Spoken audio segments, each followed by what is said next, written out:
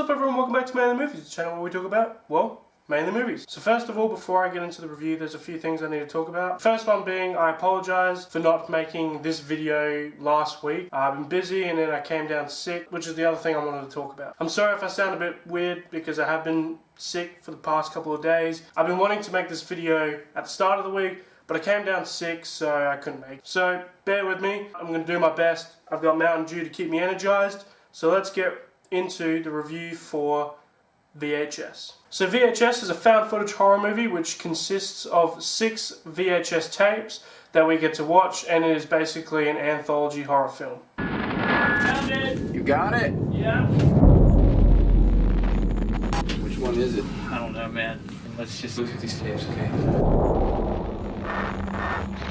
What's so special about this tape anyway?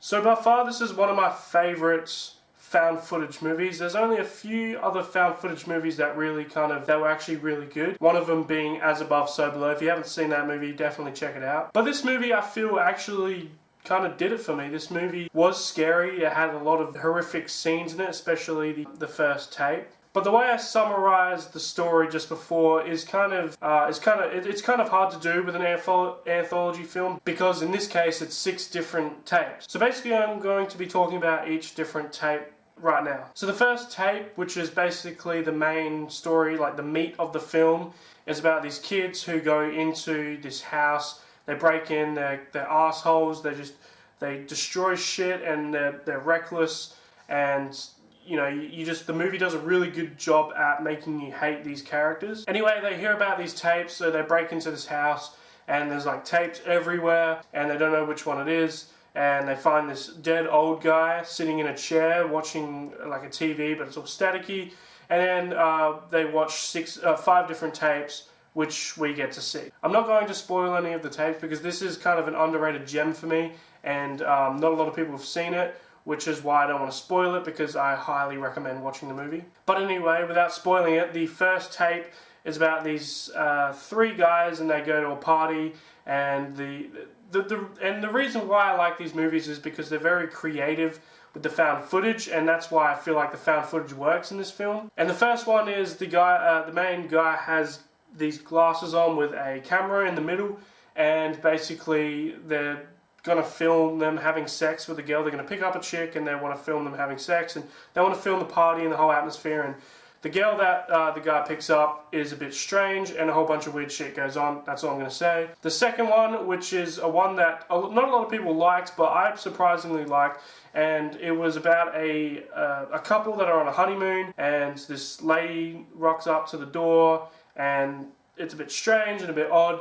And then in the middle of the night, they find their camera, and the footage shows that someone's been filming them in the middle of the night. That's all I'm going to say, because that one has kind of a big twist. The third one, which was kind of my least favorite, but I'll get to that in a minute, which was about these group of kids that go to this forest who they've heard all these kids have died, and basically there's like a digital killer. It's creative, but I'll get to my negatives and all that in a minute. Then the fourth one is about a couple who are talking on Skype. They're in like a long distance call, and basically a woman in the relationship basically thinks that there's all people in her house, and there's like little kids running around, and that one has a pretty creepy atmosphere, but I'll get to in a minute. The last one, which is my personal favourite, is about a group of guys who go to a Halloween party, and when they rock up to the house, there's no one there, but all the lights are on, and everything's kind of open, and they're wondering what's going on, and a whole bunch of freaky stuff happens.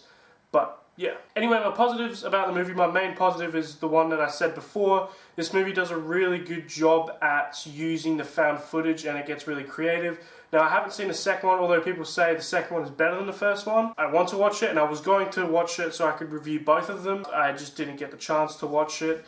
But I heard that one gets even more creative with the found footage thing, and that's why I really enjoyed this movie, and it works to its advantage. Is this movie scary? By far, yes it is. The first tape, the first tape's not really scary in my opinion. I would say it's more disturbing. The scariest one for me was probably the fourth one, which was the Skype call, just because of like there's stuff happening in the background, and that always freaks me out. And then, like, my favorite one, the one I feel was cool and really entertaining, was the last one, and I always love watching the last one. Also, this movie, they filmed this movie on old cameras, old like tape cameras, which is awesome because you get that old 90s digital camera feel. Everything's kind of staticky and really blurry.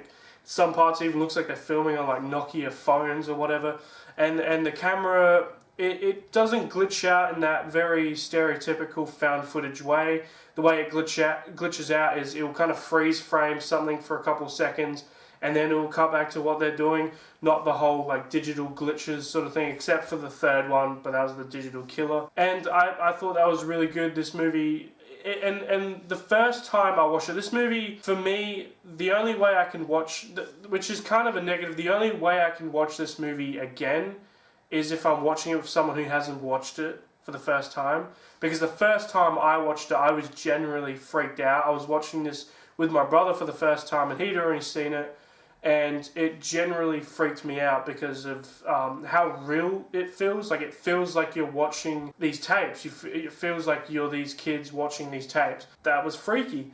But the second time I viewed the movie, it was more to see what my friends' reactions were to the film, because you know what's happening, and that's kind of the same with most horror films, but this movie doesn't have that kind of rewatchability that the others would. This isn't really a negative with the film because most anthology films have this. There's always that one that's not your favorite, and that for me is the digital killer. And the reason why is because, I'm not going to spoil it, but it never really gives enough time to show you all these kids, and it was very fast. It felt like they quickly needed a story in there. It feels a lot like, to me, when I first saw it, that kind of felt like Friday the 13th to me, because not only like is it in a forest and everything and there's like teenagers, but the digital killer itself felt like Jason because of the way it was killing everybody. And it was just like bam, it was just like a whole bunch of deaths and stuff like that. And that's not really spoiling because most of the people die in this movie. And it's a horror movie, you gotta have the kills, which the kills in this movie are surprisingly really good, especially the one in the honeymoon one. That one has some gruesome kills, so that's all I'll say. I'm not going to say who or how or whatever, but there is some major kills in this movie, and it delivers on that note. This is definitely a Halloween movie to watch. It is very, very creepy. I didn't actually, with the Evil Dead movies, I had to re-watch them or watch them for the first time for that review. This movie, I watched it about a month ago with my friend, and it was his first time watching it, and he was actually generally freaked out in some parts, especially the first one and the Skype call one. The Skype call one I like because of its atmosphere. It's pretty creepy. Something that I wish the Unfriended movie kind of had. The Unfriended movie didn't really have much of the background kind of noises and stuff, and the background visuals and things like that. It didn't really have that, but this movie did. But like I said, I didn't have to rewatch it because I've seen it about 3 times or 4 times now, and I can remember each one that happened, and